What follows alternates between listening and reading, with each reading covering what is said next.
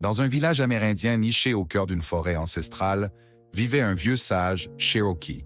Sa sagesse était recherchée par tous, des plus jeunes aux plus âgés.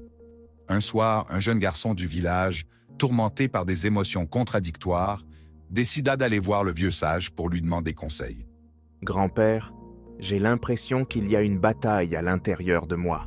Parfois, je me sens en colère, jaloux, et je veux faire du mal. D'autres fois, je me sens aimant et généreux. Pourquoi est-ce que je ressens ça? » Mon enfant, ce que tu ressens est naturel.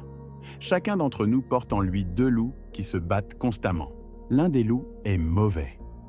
Il est la colère, l'envie, la jalousie, le chagrin, le regret, l'avidité, l'arrogance, l'apitoiement, la culpabilité, le ressentiment, l'infériorité, le mensonge, la fausse fierté, la supériorité et l'ego.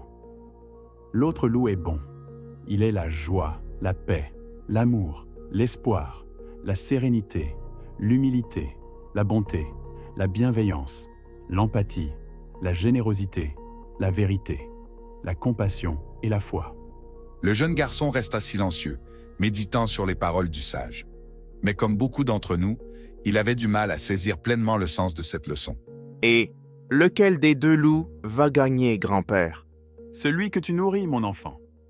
Mais grand-père, comment puis-je savoir quel loup je nourris? Et comment puis-je être sûr de nourrir le bon loup? Chaque jour, chaque instant, tu fais des choix. Ces choix sont comme la nourriture pour tes loups. Quand tu choisis la colère plutôt que la patience, tu nourris le loup noir. Quand tu choisis la compassion plutôt que le jugement, tu nourris le loup blanc. Le sage emmena le garçon faire une promenade dans le village.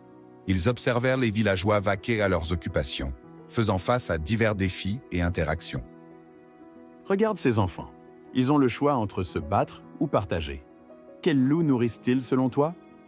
Le loup noir, je suppose. Et s'ils décidaient de partager? Alors ce serait le loup blanc. Et ici, quel loup est nourri? Le loup blanc, bien sûr. Exactement.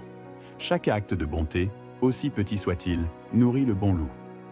Mais souviens-toi, mon enfant, il ne s'agit pas seulement d'actions extérieures. Tes pensées, tes paroles intérieures, tes jugements silencieux, tout cela nourrit aussi l'un ou l'autre loup. Alors, je dois toujours essayer d'être parfait et de ne jamais avoir de mauvaises pensées. Non, mon enfant, nous sommes humains, et il est naturel d'avoir des pensées et des émotions négatives. L'important est de les reconnaître et de choisir consciemment de ne pas les laisser guider tes actions. Nourrir le bon loup ne signifie pas affamer complètement le mauvais.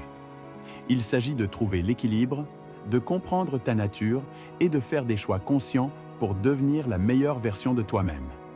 Alors que le soleil se levait sur le village, le jeune garçon quitta la tente du sage, portant en lui une nouvelle compréhension. Il savait maintenant que chaque jour serait une opportunité de nourrir le bon loup, un choix à la fois. Et toi, quel loup nourriras-tu aujourd'hui?